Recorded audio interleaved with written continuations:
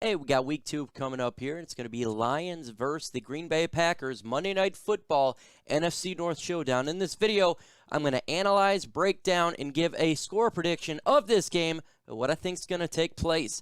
Let's begin.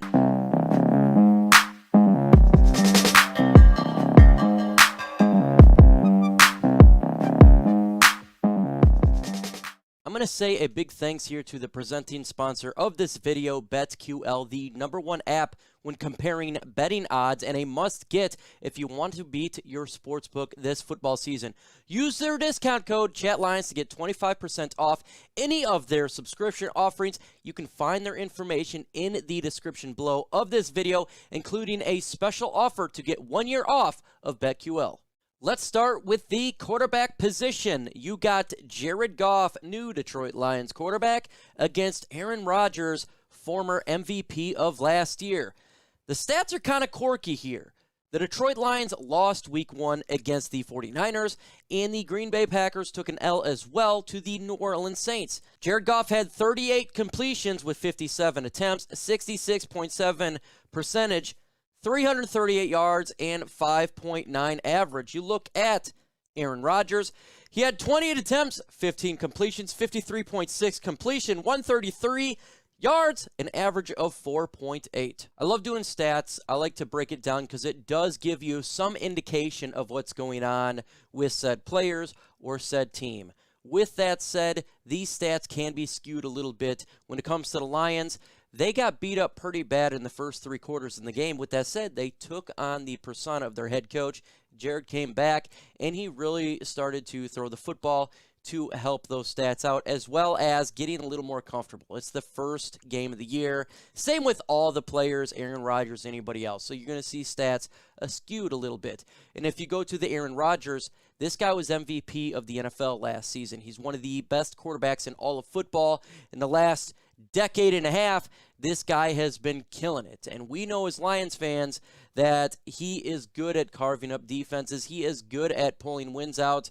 And he is the master of the stat and master of dominating the game. So when you look at stats, you've seen how bad it was against New Orleans Saints. The question will be, is that an anomaly, or is the stuff that was taking place with the offseason regarding the Green Bay Packers and himself with disagreements and everything, does that play a factor into what is going on?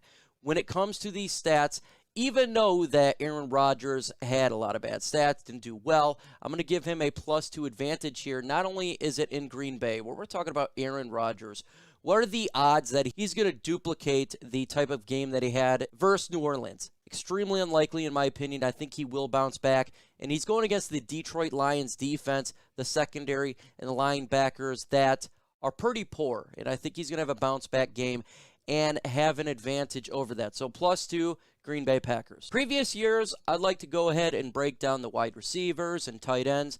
This is going to be a little different this year because the Detroit Lions, they have their #1 target's a tight end, and their wide receivers is in much flux. So I wanted to go ahead and decide to throw in all the wide weapons. We're talking about tight end that Jared Goff will be passing to. We're talking about the wide receivers as well as the running backs. So that's how I'm going to be doing it going on forward with every team. And so I did the same thing with the Green Bay Packers, not just wide receivers. We're talking about all the passes that was taking place. Individuals that received the ball, there was 56 targets for 38 yards, 338, 3.9 average when it comes to the reception, and 3 touchdowns.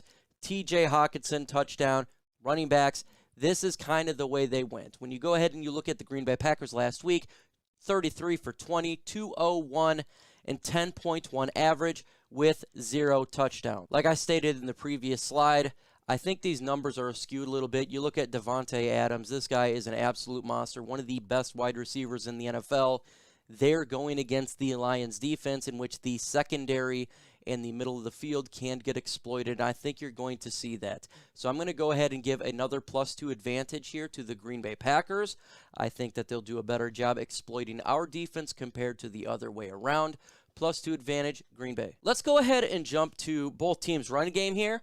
We're going to start with Jamal Williams of the Detroit Lions. He had 9 attempts, 54 yards, average of 6 yards per carry, a long of 20. Green Bay Packers fans, very familiar with Jamal Williams, former running back of their football team. He did outstanding with the Lions debut. The reason the attempts are not there, the Lions were behind quite a bit. Really hard to get the running game going when you're down by 3 scores. We look at the running back of the Green Bay Packers. Their leader was A.J. Dillon. He had 4 attempts, 19 yards, a 4.8 average, a long of 6. They also obviously got Aaron Jones.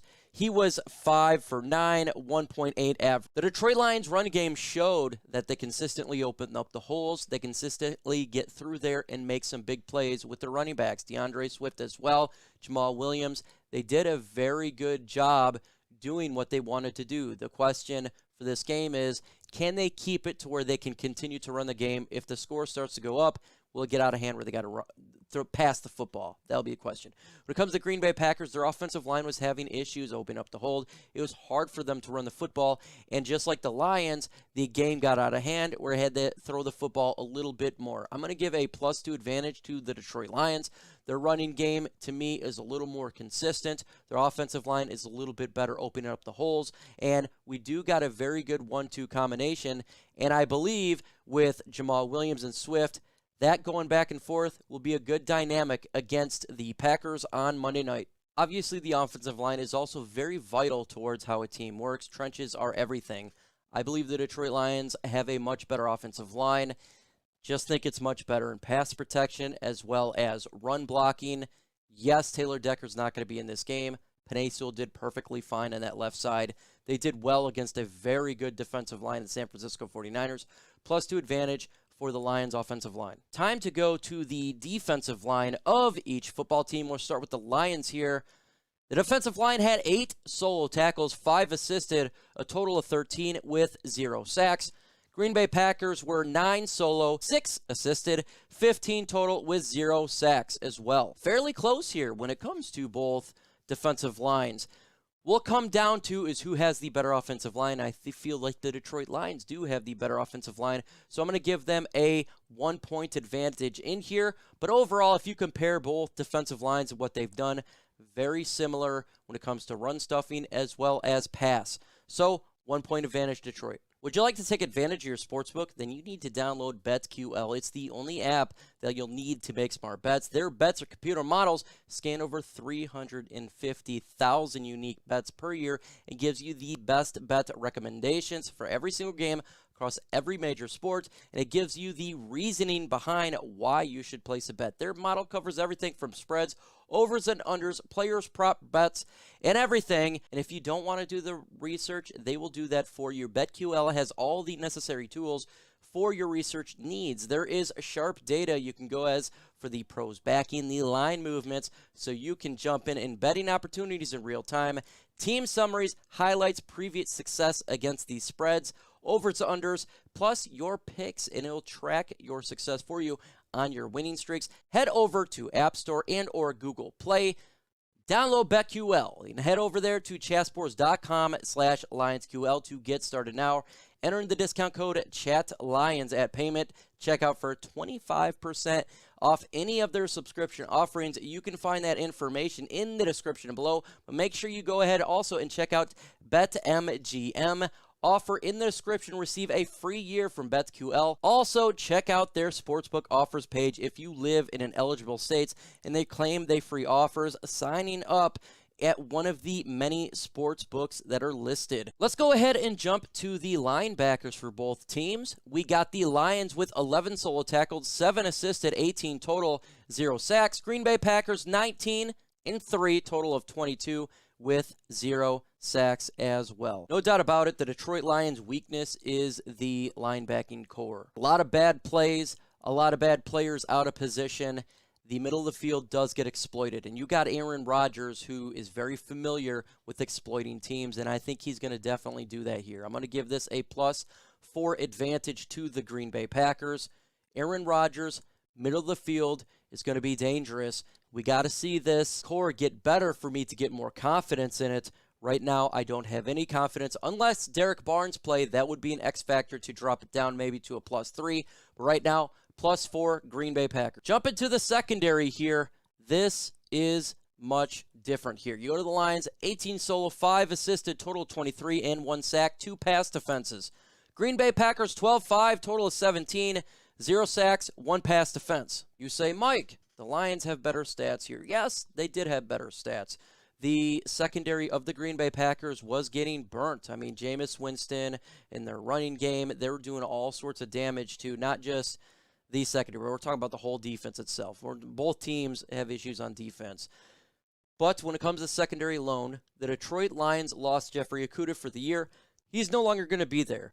And when you're talking about Amani Oruwariye being number 1 and a couple free agents, undrafted rookies to complement and jump into this defense, and Will Harris as safety, I got to get to the advantage here to the Green Bay Packers of a +2 in the secondary, even though, yes, they didn't perform to the level they should. But again, Jared Goff is attacking their secondary compared to Aaron Rodgers attacking ours. And I think Aaron Rodgers is going to do some damage.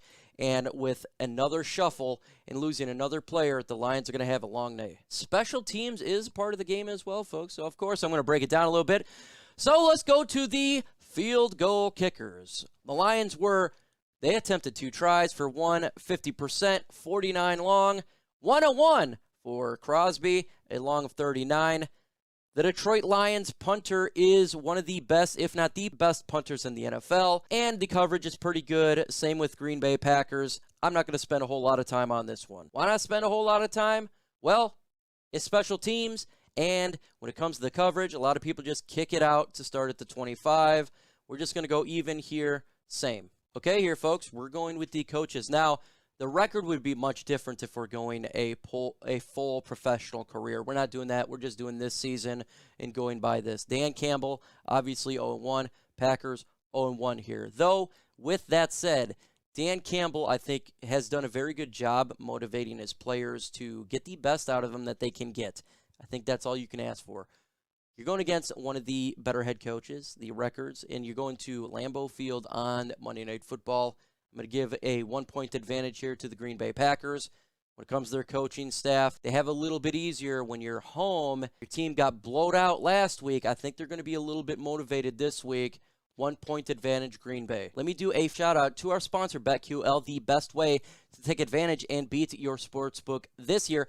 And, of course, hopefully the best part is to win you that money, but do it efficiently, effectively, and smart. That's why this app will give you the best way and easy and smartest ways to possibly make that money. The app is great. Different models, recording spreads and overs and unders, player prop bets in their front. It's easy to get to and see the best bets of the week. It's super easy to use. Go ahead and get started in the world of sports betting. Go to Google Play Store and or App Store and download BetQL now. You can also check out their BetMGM offer. In the description, receive a free year. Again, go in the description, link in there, chatsports.com/LionsQL. Deposit $10, receive $10 that you can go ahead and bet on and get a free year of BetQL within 24 hours of your wager settle. Let's get into the spreads and overs and unders of the Lions versus Packers and what I think can happen for this game. Right now, as it sits, it could change, but right now it's Lions plus 10.5, a total of 48 points. So what does that mean? It means the Detroit Lions, they believe, will lose by 10.5. That is quite a bit. I think that's a little bit off.